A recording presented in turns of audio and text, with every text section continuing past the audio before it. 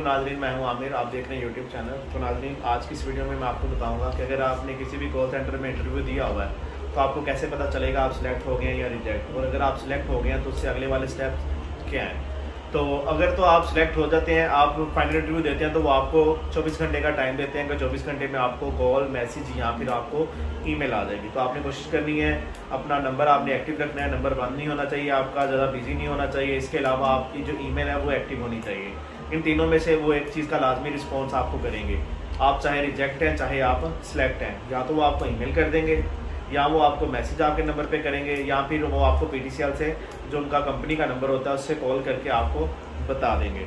अब फर्ज करें आप रिजेक्ट हो गए हैं। अगर तो आप रिजेक्ट हो गए हैं तो आप उस सेम इंडस्ट्री में, सेम कॉल सेंटर में दोबारा अप्लाई 3 महीने से पहले नहीं करते। उनका एक प्रोसीजर होता है। 3 महीने के पास उनके पास आपका रिकॉर्ड होता है। आफ्टर 3 मंथ वो आपका रिकॉर्ड जो है वो कैंसिल कर देते हैं, रिकॉर्ड रिमूव कर देते हैं। 3 महीने के बाद आप दोबारा वहाँ पे अप्लाई कर सकते हैं। 3 महीने से पहले आप अप्लाई नहीं कर सकते। हाँ, उसके अलावा किसी और कॉल सेंटर में करना चाहें, किसी और कंपनी में करना चाहें तो वो आप कर सकते हैं। अब फर्ज करें आप सिलेक्ट हो गए हैं। अब सिलेक्ट होने के बाद इनके क्या स्टेप्स हैं उनकी बात करते हैं। आप जब, अगर मैं आईबैक्स की बात करूं तो आईबैक्स में अगर आप सिलेक्ट हो जाते हैं तो वो एक दिन आपको बुलाएंगे, आपकी एक ओरिएंटेशन होगी HR के साथ, जिसमें आपकी डॉक्यूमेंटेशन होती है। आपके डॉक्यूमेंट्स को चेक करते हैं। तकरीबन 4 से 5 घंटे उसमें लगते हैं। सब एजेंट्स को वो बुलाते हैं, एक हॉल में इकट्ठा करते हैं। तो HR की टीम आती है, वो आपके डॉक्यूमेंट चेक करती है। डॉक्यूमेंट क्या होते हैं? आपकी डिग्रीज होती हैं, आपका CNSC होता है, कोरोना सर्टिफिकेट होता है, ये चीज़ें वो आपकी चेक करते हैं। उसके बाद आपको एक फॉर्म दे देंगे कि आपकी कल से या परसों से ट्रेनिंग स्टार्ट है। वो फॉर्म आपने घर से फिल करके वहाँ पे ले जाके सबमिट करवाना होता है।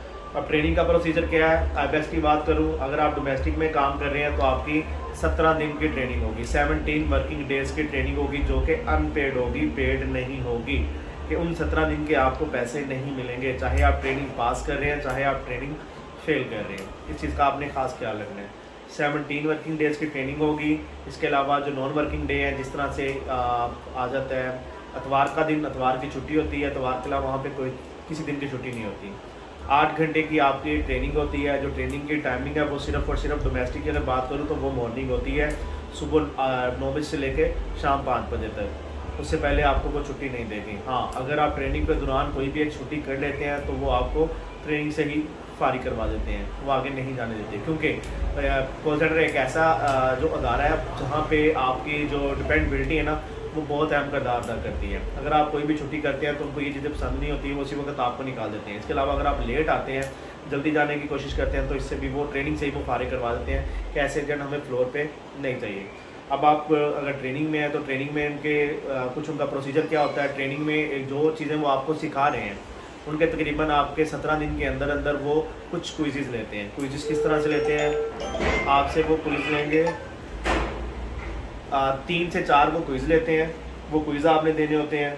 उसके बाद टोटल इनकी 12 दिन की ट्रेनिंग होती है। 12 दिन की ट्रेनिंग के बाद 5 दिन वो आपको देते हैं कॉल एक्टिविटी पे।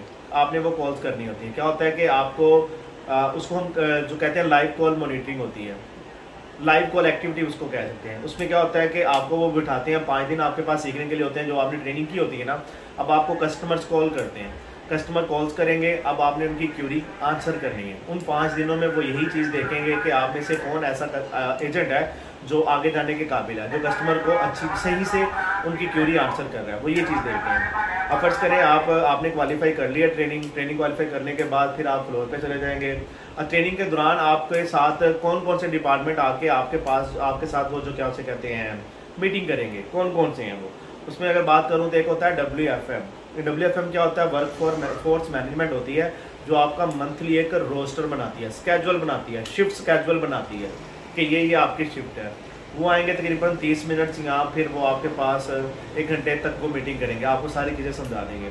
उसके बाद आता है जी हमारे पास क्वालिटी CIQ वाले, क्वालिटी इंश्योरेंस वाले हैं, जो आपकी क्वालिटी बनाते हैं। वो आएंगे, वो बेसिक चीज़ें आपसे पूछेंगे जो आपने ट्रेनिंग में सीखी होंगी। इसके अलावा वो आपको कुछ बेसिक चीज़ें खुद से भी बताएंगे।